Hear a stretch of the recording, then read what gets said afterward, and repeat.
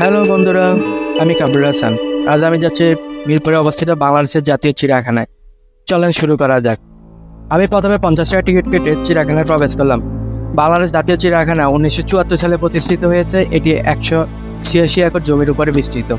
এখানে আছে 3000-এরও বেশি প্রাণী এবং 165 প্রজাতির প্রাণী ও পাখি। প্রাণীদের দেখতে দেখতে হারিয়ে যাবেন প্রকৃতির মাঝে। চিড়িয়াখানার মূল আকর্ষণ হচ্ছে হরিণ, বাঘ, হাতি ও পাখি ও নানা প্রজাতির সরীসৃপ। চিড়িয়াখানাটি প্রতিদিন সকাল 9টা থেকে বিকাল 6টা পর্যন্ত খোলা থাকে। তবে বিশেষ কিছু দিনে সময়সূচিরও পরিবর্তন হতে পারে, তাই ভ্রমণের আগে নিশ্চিত হয়ে নেওয়া ভালো। চিড়িয়াখানার একটি গুরুত্বপূর্ণ দিক হলো এটি শিক্ষামূলক কার্যক্রম। প্রাণী সংরক্ষণ এবং তাদের সম্পর্কে সচেতনতা বৃদ্ধির জন্য এখানে নানা উদ্যোগ নেওয়া হয়। শিশু থেকে বয়স্ক সবাই এখানে শিখতে পারেন অনেক কিছু। বাংলাদেশ জাতীয় চিড়িয়াখানা শুধু বিনোদনের স্থানেই নয়, এটি একটি গবেষণা কেন্দ্রও বটে। গবেষকরা এখানে প্রাণীদের আচরণ, জীবনযাপন নিয়ে গবেষণা করেন। এটি আমাদের দেশের প্রাণীজগৎ সম্পর্কে জানার জন্য এক অনন্য স্থান। বন্ধুরা, পরিবারের সাথে সময় কাটানোর জন্য এটি একটি অসাধারণ স্থান। প্রাকৃতিক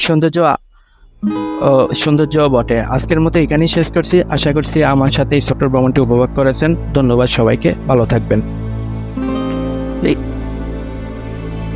ভিডিওটি যদি ভালো লাগে লাইক দিন, শেয়ার করুন, আমার পেজটি ফলো করুন এবং সাবস্ক্রাইব করুন। নতুন নতুন ভ্রমণের ভিডিও দেখতে আমার সঙ্গেই থাকুন। ধন্যবাদ।